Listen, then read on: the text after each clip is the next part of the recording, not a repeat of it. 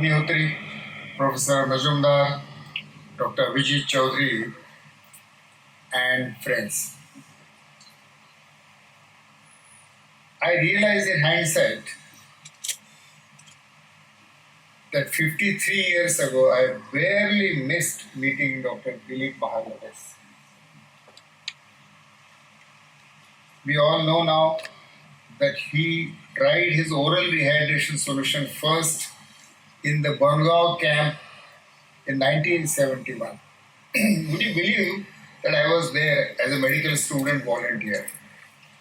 I had just completed my second MBBS examination and the war broke. So I registered my name as a volunteer and I came to serve in the refugee camp and I was placed in Bangaon camp. So when he was introducing this pioneering research, I was there, but I failed to meet him.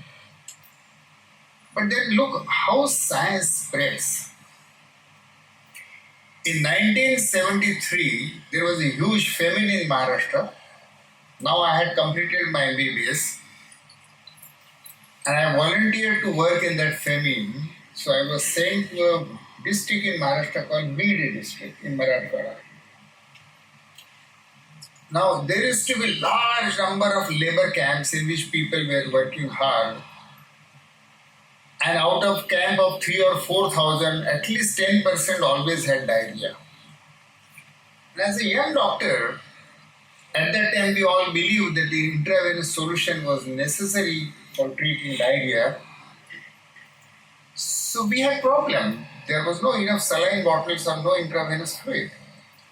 One PSC medical officer, of all the persons, a PSC medical officer told us that he has heard from somewhere that you can treat cholera and diarrhea by giving oral solution.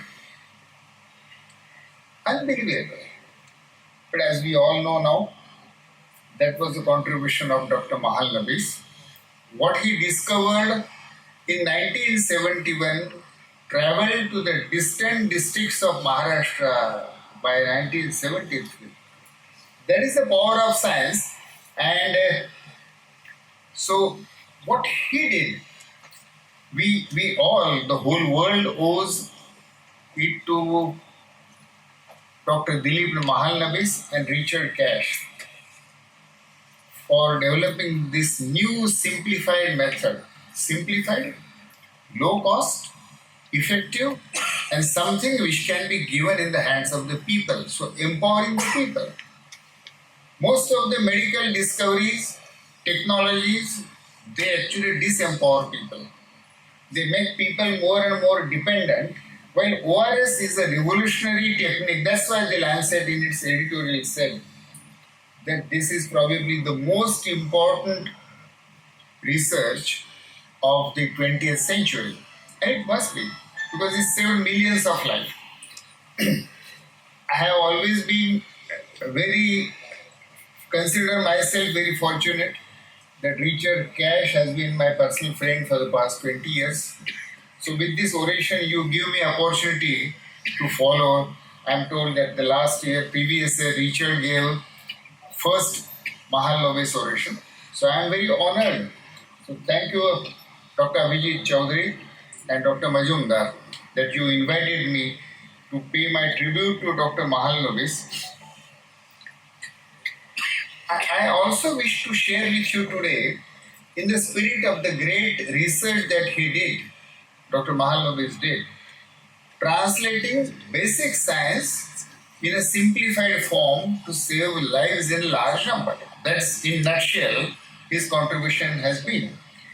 So in the same spirit, I intend to share with you some stories. And then some reflections, some ideas which come into my mind about research. I have titled my talk today as Research with the People.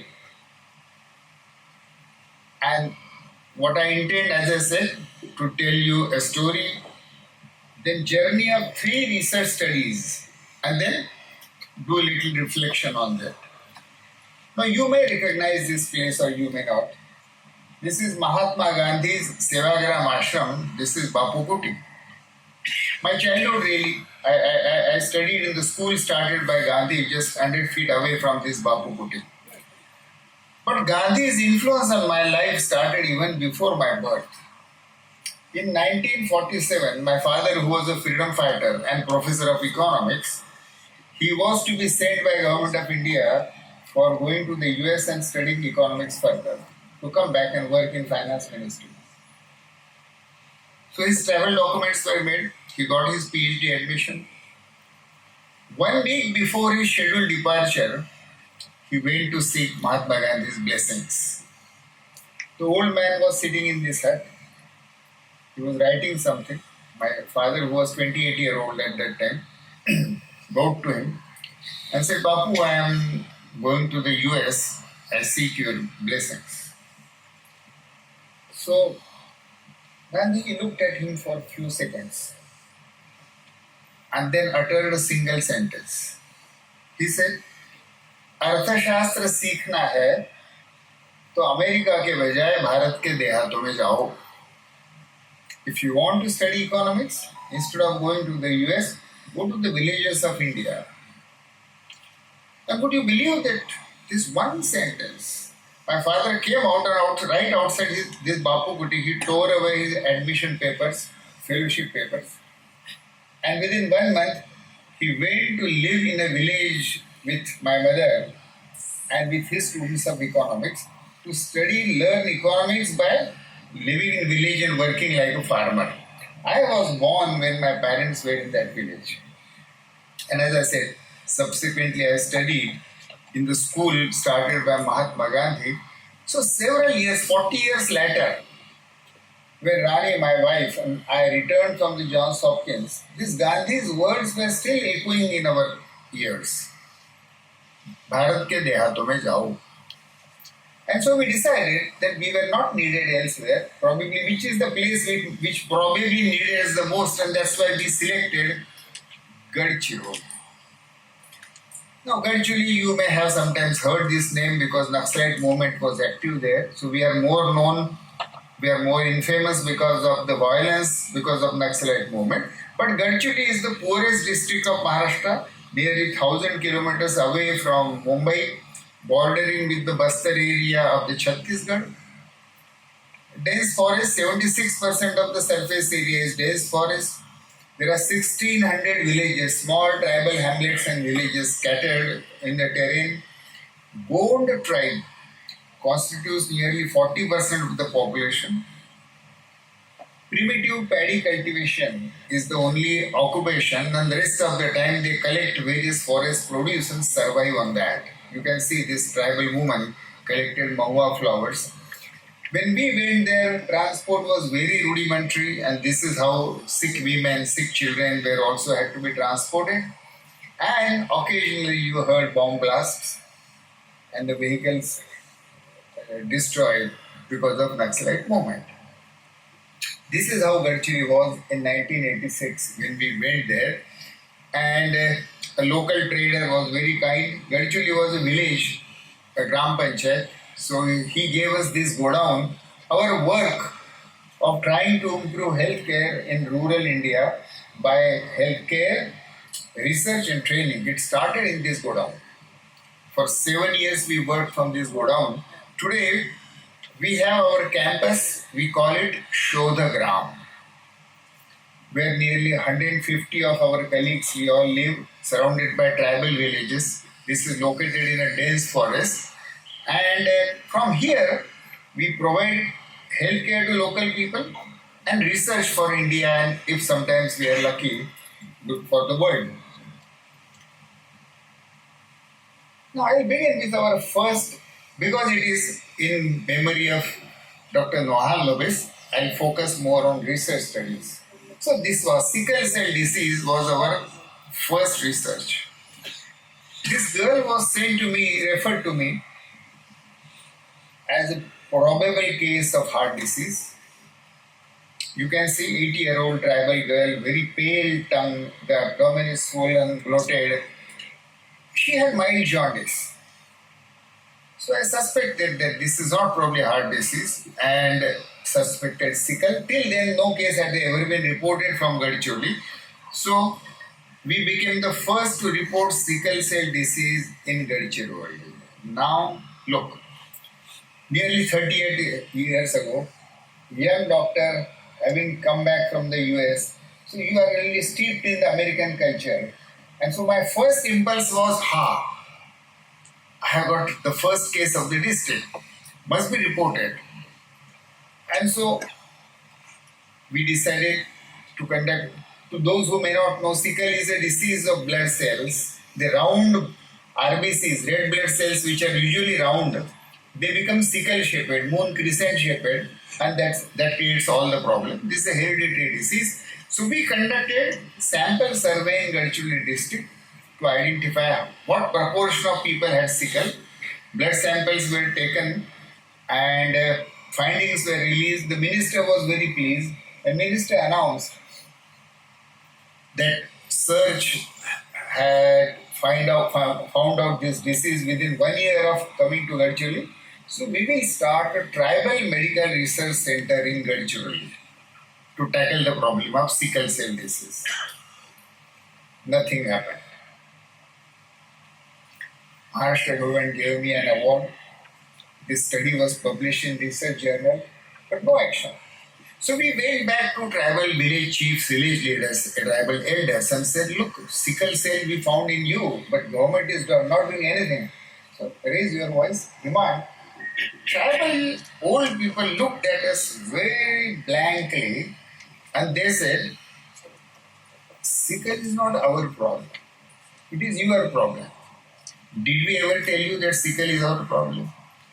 You came, you asked for a drop of blood. We thought, why disappoint this young doctor couple? So we gave you a drop of blood. We have nothing to do with this problem you call sickle. You found it out. You named it. You solved it. We realized that there was something fundamentally wrong in our research method. In doing that research, we had completely alienated the very people whose problem it was. And to the extent people completely disowned the problem. It's not our problem, this. It's your problem. We had monopolized the problem. And thereby, actually, we had alienated the people. It took a lot of reflection. It was a painful experience. But probably that was the most important research learning in our 40 years journey. We realized that research should address the needs of the community I work with and not the research community I report to. For all of us who do research, we are implicitly always addressing this kind of gatherings of experts, of professionals, of doctors, of researchers, and we are thinking about publications and PPT presentations and the claps that you would get at the end of presentation. That is our target audience. We forget that actually my research should be addressing the tribal people whose problem I am working on. But this is how most often we do research, and so we decided hereafter we will not do any research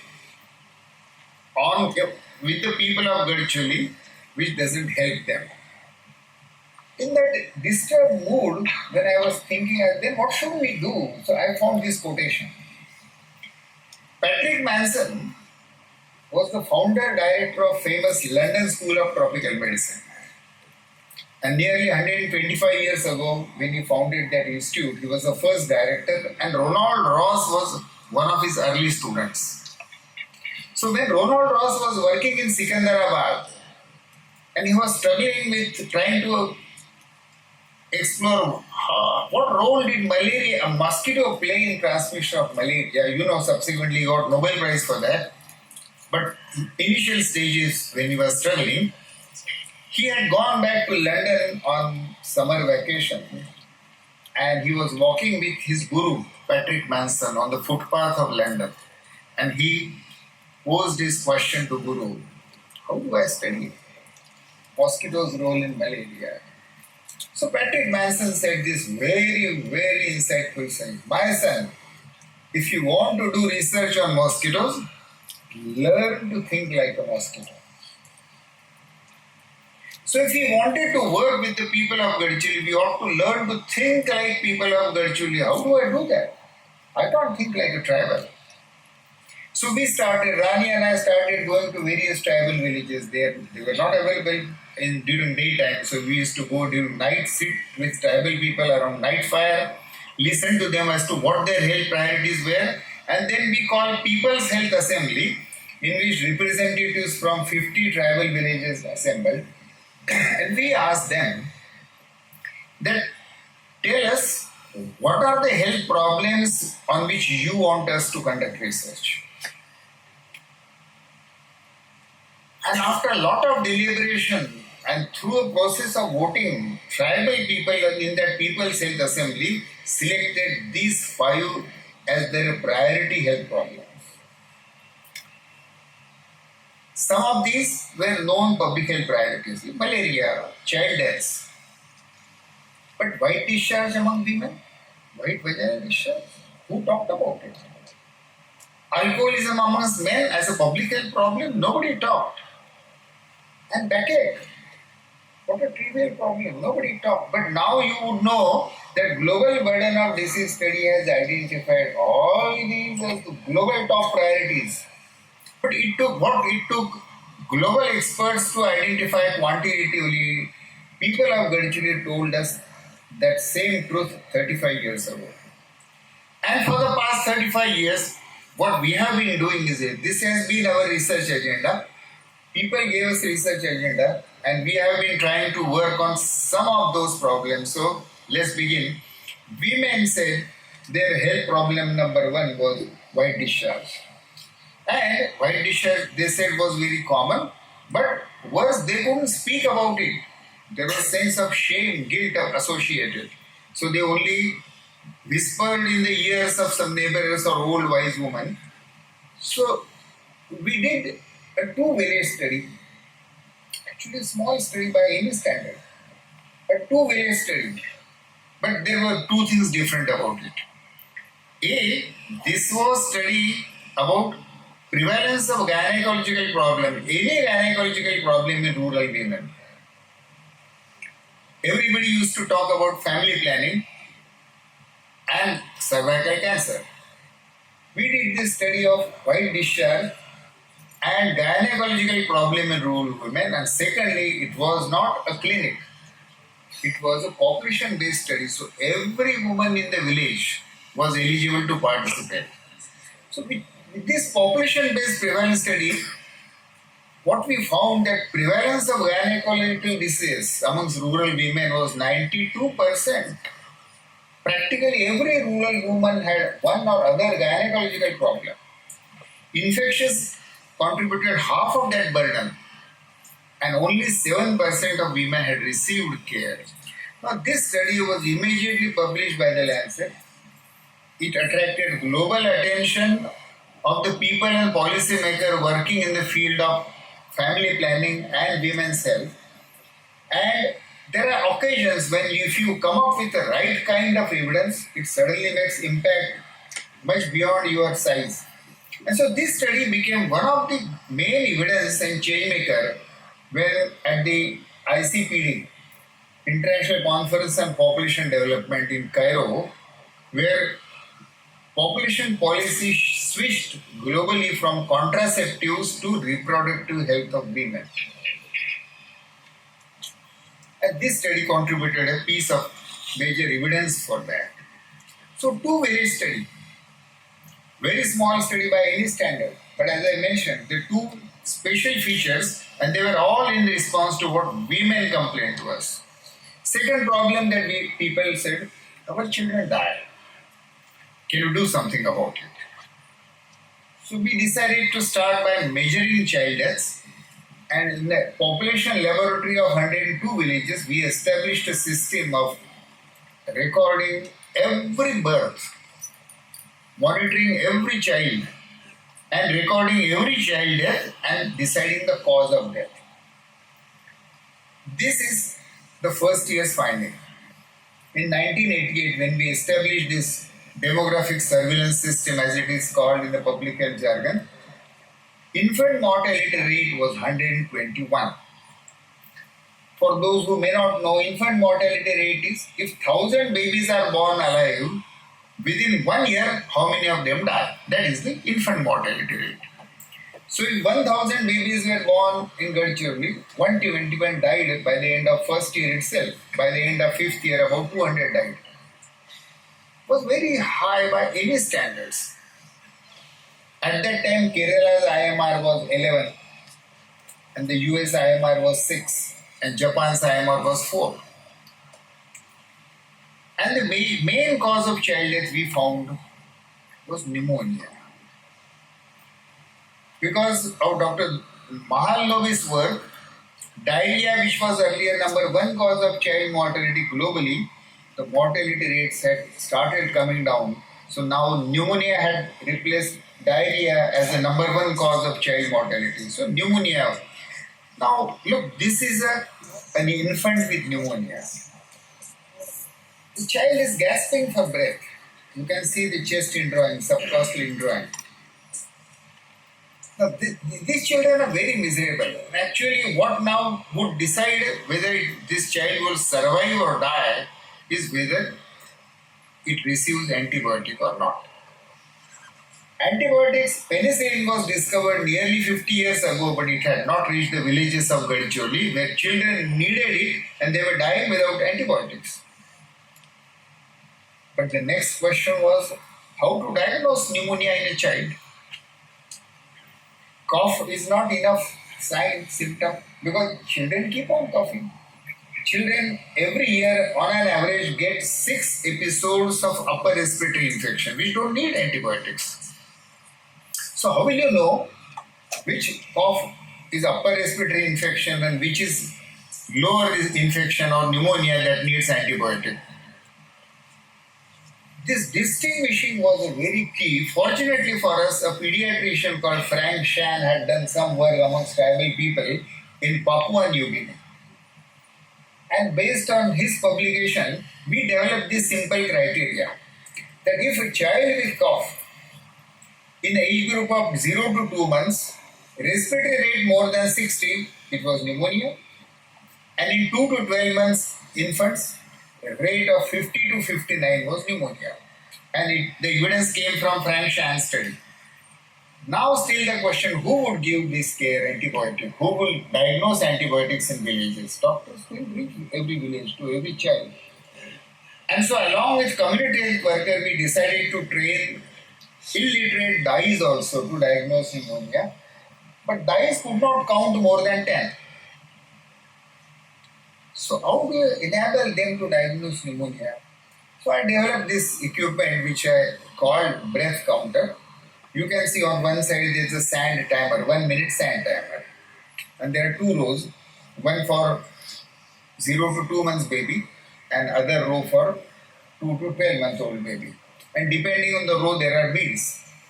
When the DI sees a child with cough and ill, she should count respiratory rate by turning this upside down so that the sand starts passing. The sand would completely pass in 1 minute. So before the sand is passed, she would measure breaths 1, 2, 3, 4, 10, would move 1 bead. Again 1, 2, 3, 4. For every 10 breaths, she would move 1 bead. If the red bead is moved before the sand has passed, that is pneumonia. She doesn't know what is 40, what is 50, what is 56, what is 50. She can't count. But she doesn't have to count. Using this breath counter, we compared study in the same patient population, children with cough. Guys made diagnosis and I made diagnosis using stethoscope. Their diagnosis matched my diagnosis of pneumonia in 82% cases. So not bad. An illiterate woman can also be turned 82% diagnostician for childhood pneumonia. And then here is one guy from a village called Bodli. And we trained, apart from guys, we trained literate community health workers to actually count respiratory rate, diagnose pneumonia, treat with antibiotic, and follow up the baby. case fatality in childhood pneumonia, which was 13.5%, after we introduced this treatment, case fatality within 2 years fell down to less than 1%. And then this was introduced in 1988. 36 years later, even till today, we have kept record of every childhood pneumonia treated by community health workers. Nearly 15,000 episodes of childhood pneumonia have been treated, and the case fatality is persistently less than 0.5%.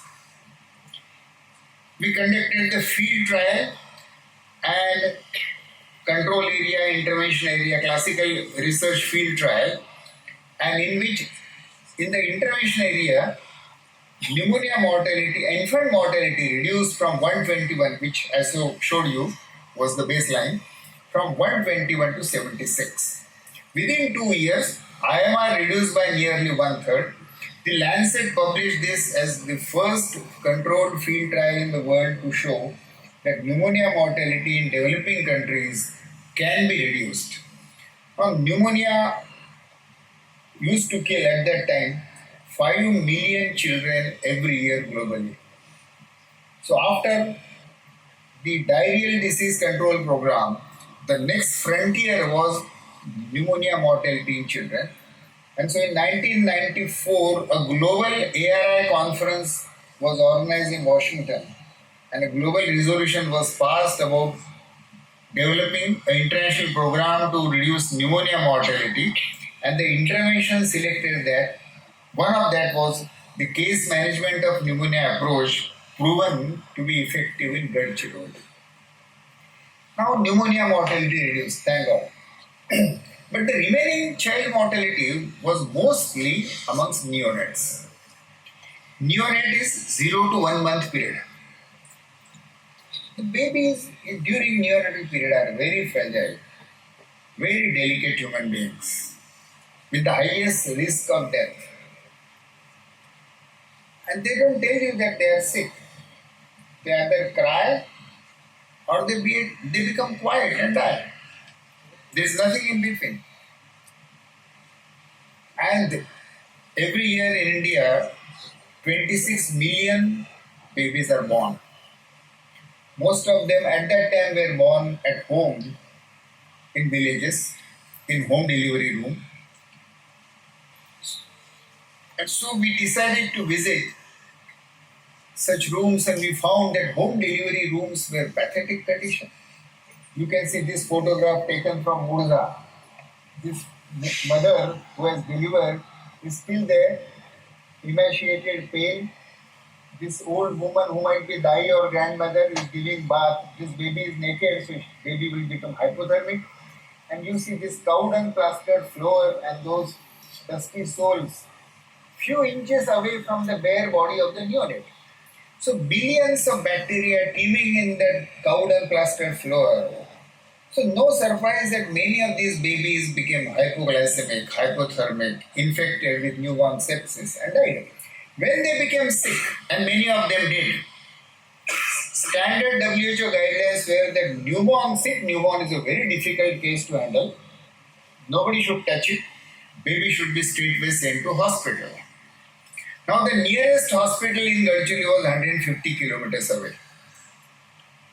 And traditions did not allow these postpartum women who had just delivered, they were not permitted to leave that home delivery room for 12 days. So even if baby was sick, they couldn't be taken out. And even if they were taken out, where they will be taken to? 150 kilometers. Which ordinary poor man or woman or family can take mother and baby 150 kilometers away? So hospitals existed, but they were too far, too costly, inaccessible. And that's why this nearly 1.5 million child mortality in Maharashtra, out of which major component, in India, out of which major component was newborn mortality. So babies were dying in that home delivery room because they were kept there for next 2 weeks, and that was the highest mortality period. What do we do? We face the same problem, same dilemma which Dr. Mahalanabis faced in Bangaon camp. What do I do? People are dying with cholera. People need fluid, but intravenous fluid is not available. And the international standards and medical standards don't permit me to do anything else. When the Chinese first Congress met in 1951 to chart their path, their policy of health care for China, this was the guiding principle that they selected. How far a mother on foot can walk with a sick baby in her arms?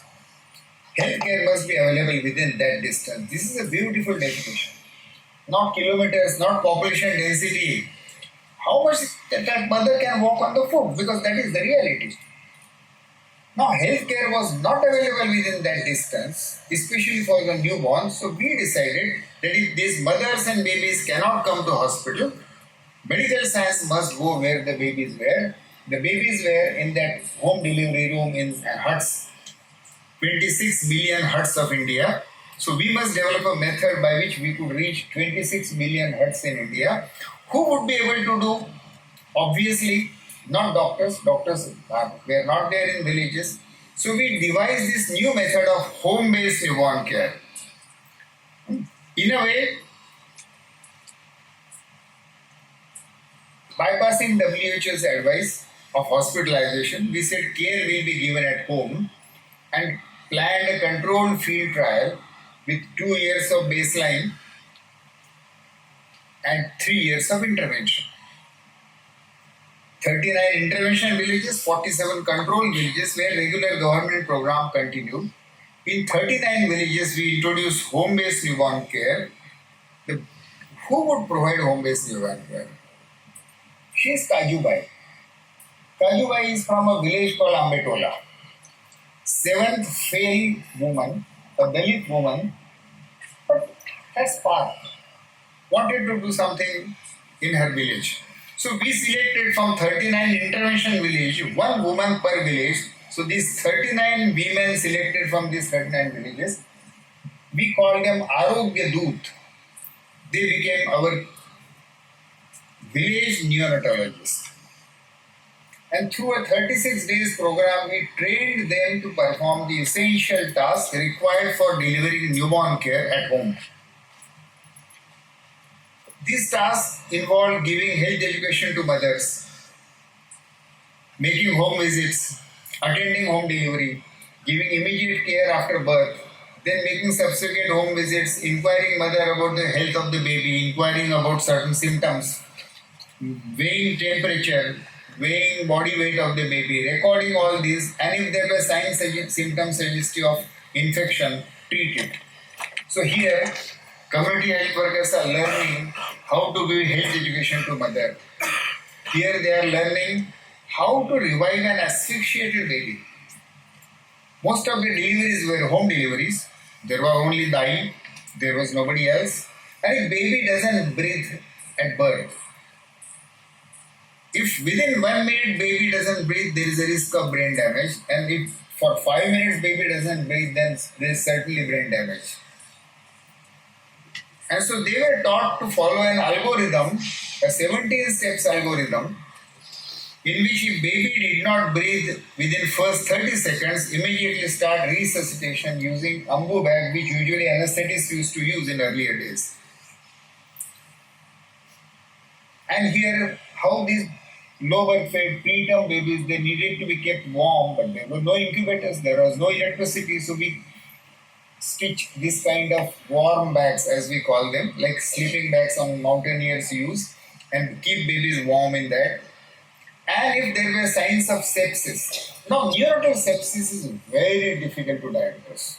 Not difficult not only to Abhay Bang, but even the neonatologist in Boston. Boston is the Makkah of neonatology for world over. All textbooks originate from Boston.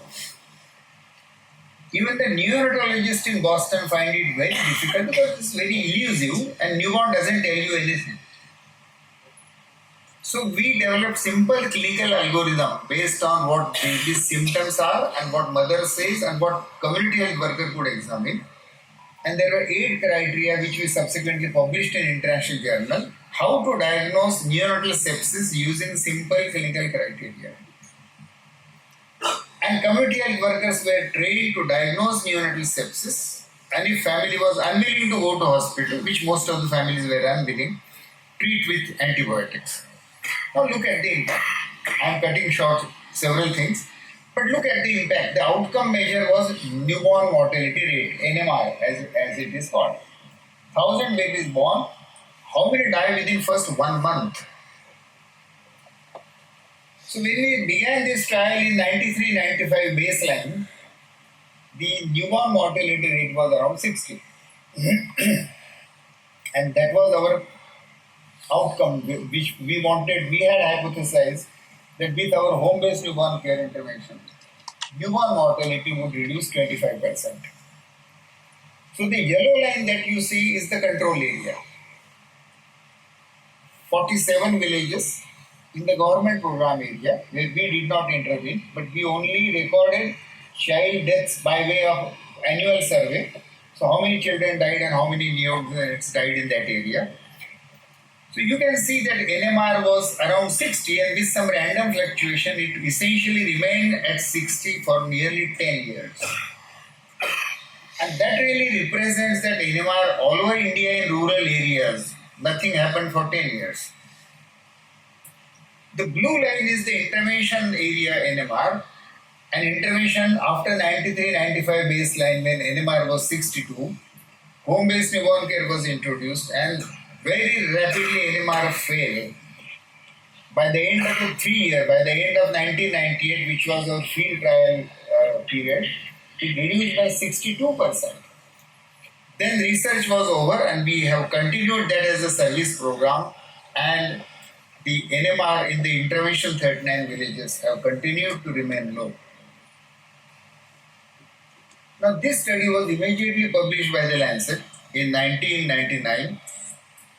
Along with that, we also found that now the IMR, you remember, NMR is mortality rate up to 28 days of life. IMR is mortality up to 1 year of life. Earlier, our pneumonia treatment had reduced IMR from 121 to around 80. And now with home-based newborn care, it reduced further, and IMR came down to the level of 30.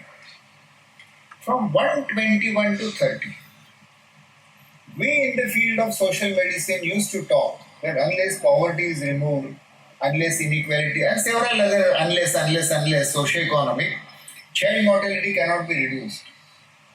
And here, virtually remained poor, it remained remote, it remained as backward as it was, no modern access to healthcare, much access to healthcare, and still with these two simple interventions introduced by way of a community health worker in each village, you make health knowledge and healthcare available in the village, and it reduced IMR from 121 to 30. In 2003, when we reached 30, mere coincidence, but Government of India formulated its national health policy in 2003. And in 2003, Government of India decided that as the national goal to reduce IMR to the level of 30 in the next 15 years, in 39 villages of Gadchiri, that goal had already been achieved. Who did this miracle? These 4 women. The 2 women in the center are grandmother and mother who are holding those preterm babies. On this side, the woman in the red sari, old woman, is traditional birth attendant. And on the other end is our trained community health worker, Arogya Doot, Sujata. Now these 4 together constitute a team, and they can provide care to mother and newborn baby, which can reduce IMR as we saw to the level of 30. Now look at them a little more carefully. What is special about them? Why could they make so much revolution in that 39 villages? There is nothing special about them. That is special about them. Because you can find such women in every village, 6 lakh villages of India, or Bangladesh, or Nepal, or Pakistan, or Africa, or Latin America. Everywhere there are billions of women. Their children are dying. We don't transfer that power, science power, and give it into their hand and we say, no, no, no, we neonatologists, we pediatricians, we doctors, we hospitals are only entitled to provide proper care. But we won't go there. Let them die. But we won't go there.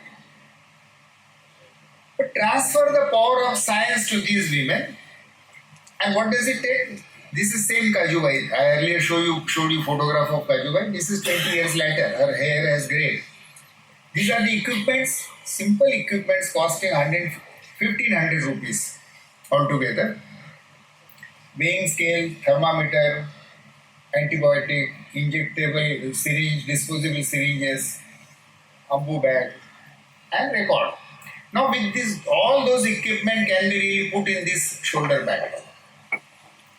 So with those equipments on her shoulder, the knowledge that she has gained through training in her head, skills in her hands, and really motivation and compassion in her heart, Kajubai and Arogyaduts like her can literally become a mobile neonatal care hospital. Now, you might think that this is little exaggeration.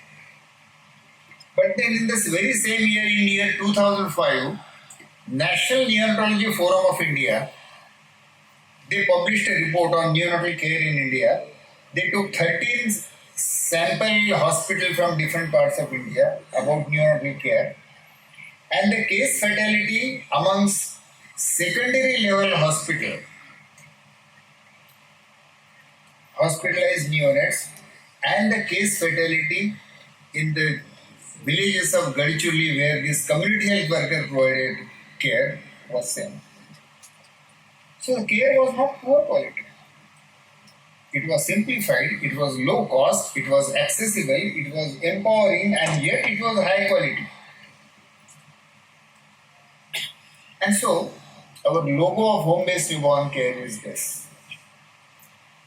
That woman in that hut was alone, was helpless, and open the window, that one window of opportunity, window of training, give her knowledge and skills, and she becomes empowered and she can take care of her baby as well as family's health.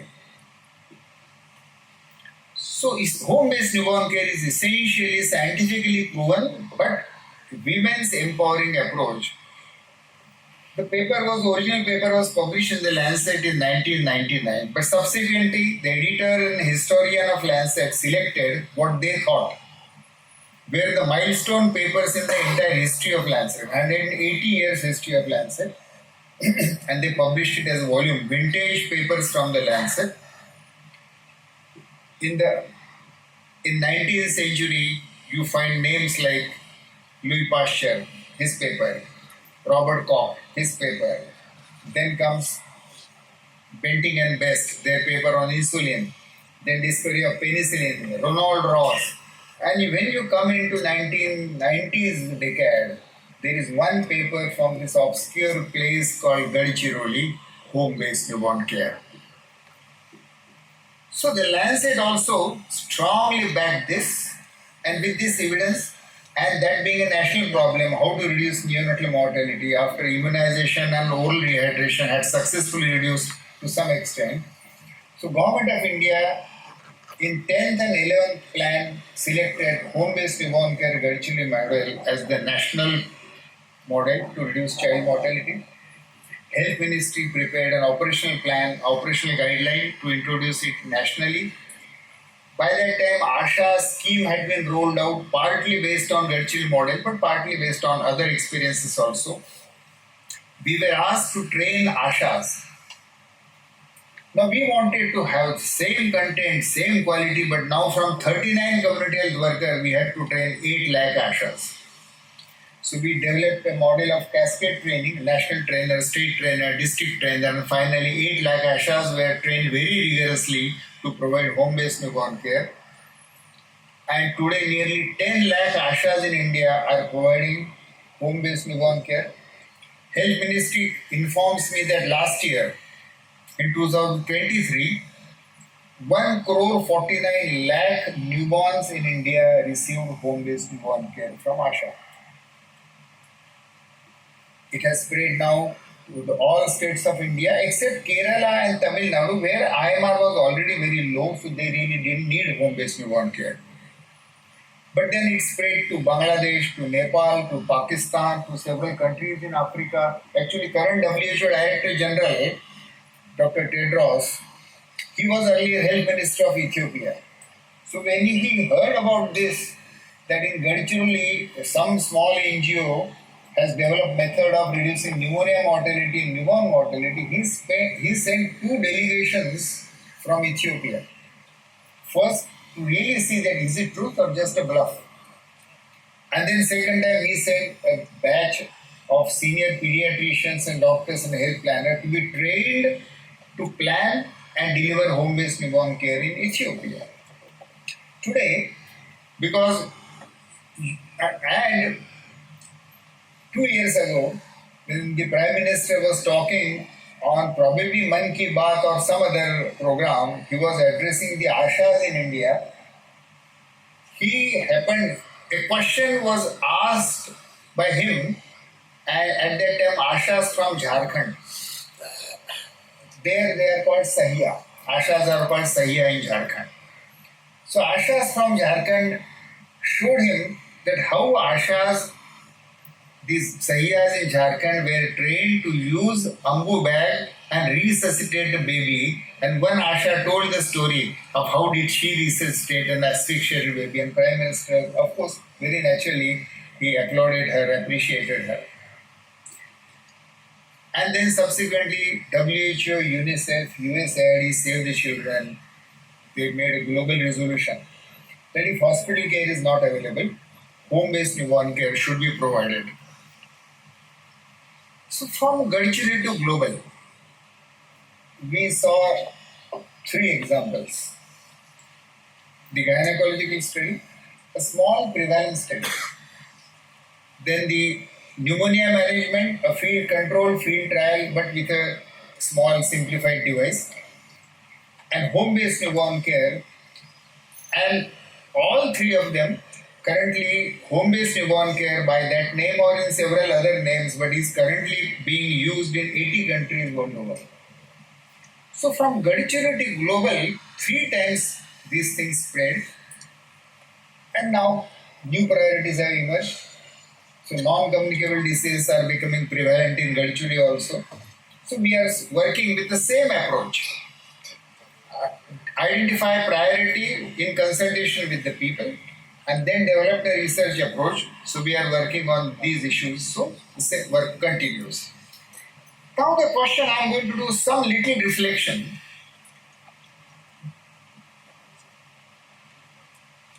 Where should one do research?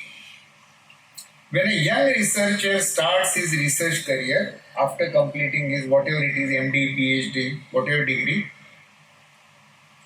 where should he conduct research? Where should I? That's the question really bothering me. Usually people naturally prefer places where all facilities are there. Air-conditioned rooms, modern equipments, computers and desktops, internet accessibility. Wonderful. And that's why people don't want to move out of big cities. I told you earlier, the sickle cell center did not come to Gadchiroli.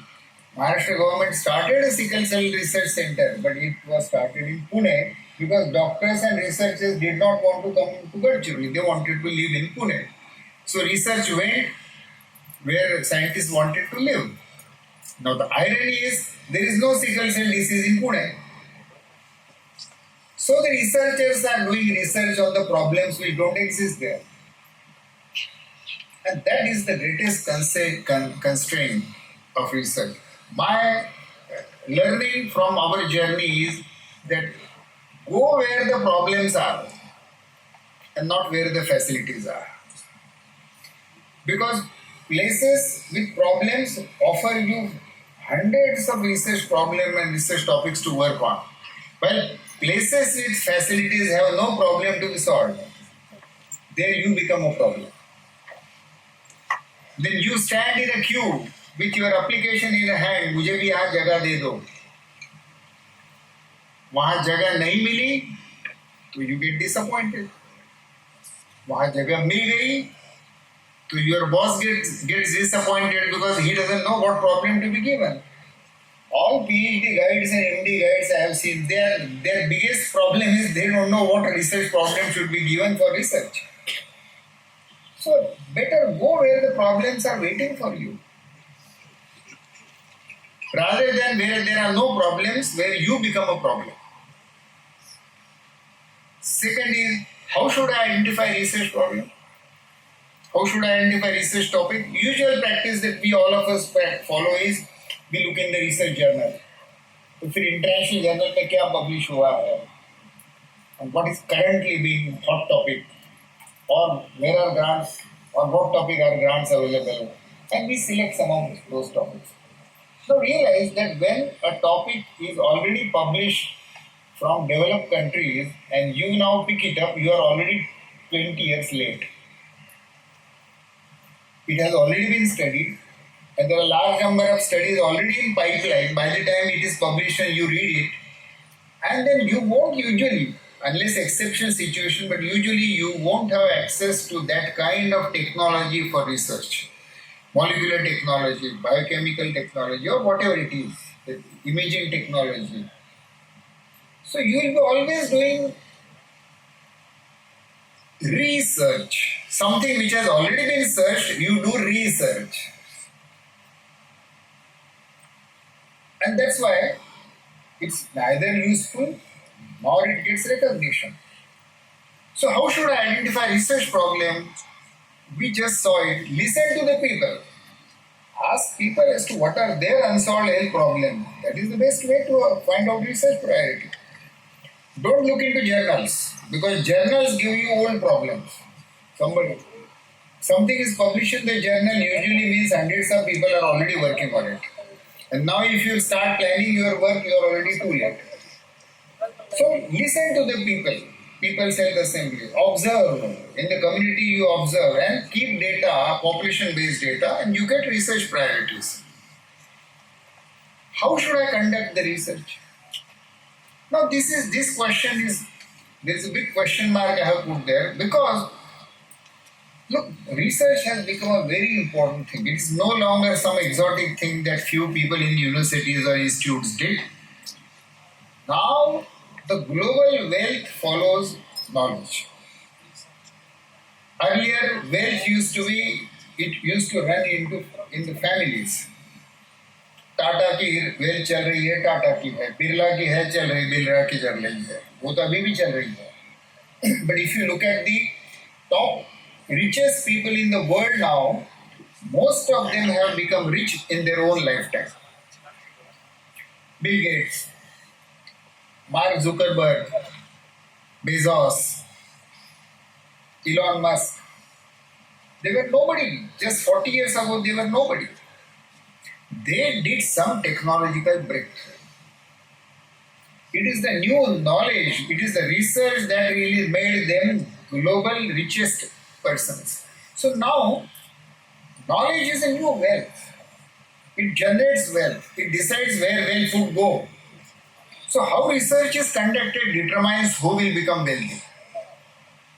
So research no longer is merely some intellectual patent or publication. Research decides where the global wealth will go. And if currently research is done by few researchers, the researcher gets grant, researchers get publication, researcher gets credit, career growth. What about the people on whom research is conducted? So this is an ethical dilemma as to how should I conduct research so that I don't really do ethical violation. Many of you might remember this very, very tragic photograph. It was selected as the best photograph of the year globally. It received Pulitzer Award of 1994. Kevin Carter was the photographer, and it appeared on the annual issue of the Newsweek as the photograph of the year. This is about famine in, if I remember right, Ethiopia.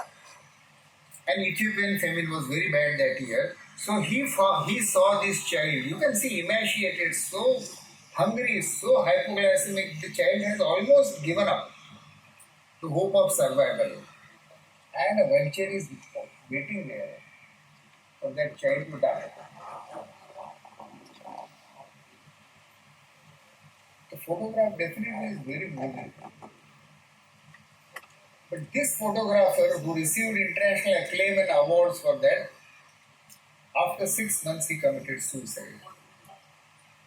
I took the photograph, I received the fame and award. What happened to that child? And so the researchers need to ask the same question which need to ask ourselves. I receive publications, I receive awards, I receive grants, I receive career growth, but what about the people? What do they receive?